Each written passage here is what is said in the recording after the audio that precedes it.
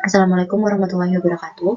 Salam sejahtera bagi kita semua. Hari ini saya akan memaparkan artikel yang telah disusun dengan judul Kemampuan Pemecahan Masalah Matematis Siswa pada Pembelajaran Mandiri berbasis e-modul dengan daring scaffolding. Sebelumnya izinkan saya memperkenalkan autor dan co-author pembuatan artikel ini, yaitu Griffith Afif, saya sendiri bersama Bapak Profesor Dr. Andes Sukestian LMS PhD, selaku Bapak dosen yang membersamai selama pembuatan artikel ini.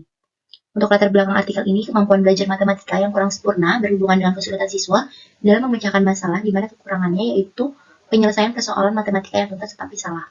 Dengan hasil survei PISA mengungkapkan bahwa siswa masih lemah dalam geometri, khususnya dalam pemahaman ruang dan bentuk, di mana kemampuan pemecahan masalah ini terdiri dari 5 indikator, mulai dari memahami masalah, merencanakan strategi penyelesaiannya, dan melaksanakan strategi dan menyajikan hasil serta mengecek kembali. Untuk presentasi kesalahan keterampilan proses siswa dalam menyelesaikan soal materi teorema Pythagoras sebesar 55%. Kemandirian belajar merupakan upaya siswa dalam menyelesaikan permasalahan pada tugas yang diberikan selama proses pembelajaran. Pembelajaran dilakukan secara daring dan siswa diharapkan siap menghadapi persaingan global yang bercirikan Information and Communication Technology dengan bekal kompetensi abad ke-21. Di sini digunakan modul yang disusun di mana berguna untuk kepentingan siswa yang berisi rangkaian kegiatan belajar yang disesuaikan dengan kompetensi yang harus tercapai, di mana memberikan siswa ruang khusus belajar atau kemandirian belajar dan bantuan saat diperlukan terbuktinya meningkatkan minat belajar dan pembelajaran mandiri. Metode yang digunakan yaitu mixed method dengan strategi model sequential explanatory dengan cara melaksanakan penelitian kualitatif terdahulu, kemudian dilanjutkan penelitian kuantitatif. Dalam penelitian kuantitatif yang digunakan desain eksperimen through experimental design dengan bentuk post-test only control design, di mana sampel yang diambil itu untuk kelas uji cobanya itu kelas 9 dan kelas eksperimen maupun kelas kontrol itu kelas 8, dengan subjeknya itu 6 siswa kelas 8 di kelas eksperimen, pengambilannya dengan sampling propulsif. Terus kemudian dikategorikan di mana 2 siswa dengan kemandirian tinggi, 2 siswa dengan kemandirian sedang, dan 2 siswa dengan kemandirian rendah.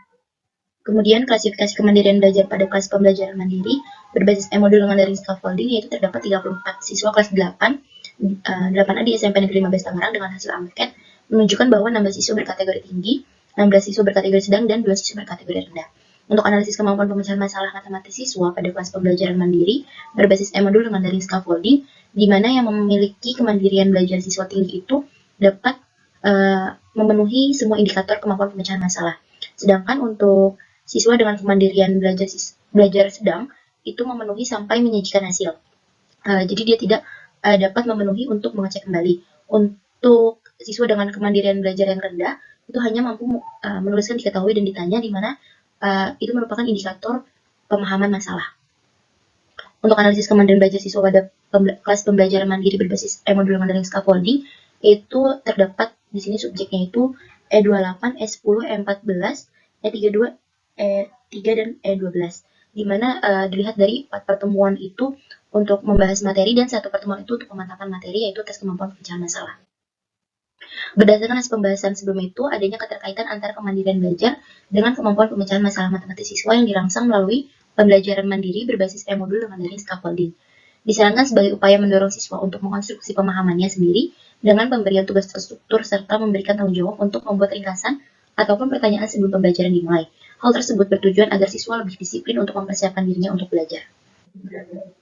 Tes tersebut diberikan kepada kelas kontrol dan kelas eksperimen dengan waktu 60 menit yang terdiri dari 8 soal, dan diperoleh ketuntasannya itu 75%.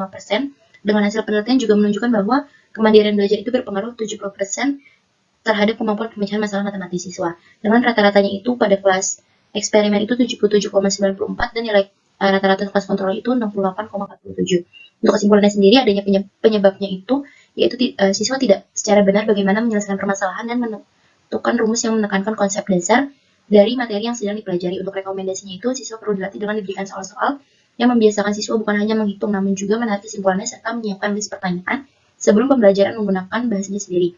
Dan siswa juga perlu pendampingan untuk memecahkan masalah menggunakan media belajar e-modul sehingga meminimalisir kesulitan yang dialami. Pembelajaran mandiri berbasis e-modul dengan daring scaffolding terhadap kemampuan pemecahan masalah matematis siswa memenuhi aspek pembelajaran berkualitas dan kemampuan pemecahan masalah matematis. Dalam hal tersebut, dari tingkat kemandirian bahwa siswa dengan kemandirian belajar tinggi mampu memenuhi semua indikator pemecahan masalah matematis siswa, kemudian yang sedang itu hanya sampai menyajikan hasil, dan yang rendah itu hanya sampai dengan memahami masalah. Sekian penyampaian artikel hari ini. Kurang lebihnya mohon maaf. Wassalamualaikum warahmatullahi wabarakatuh.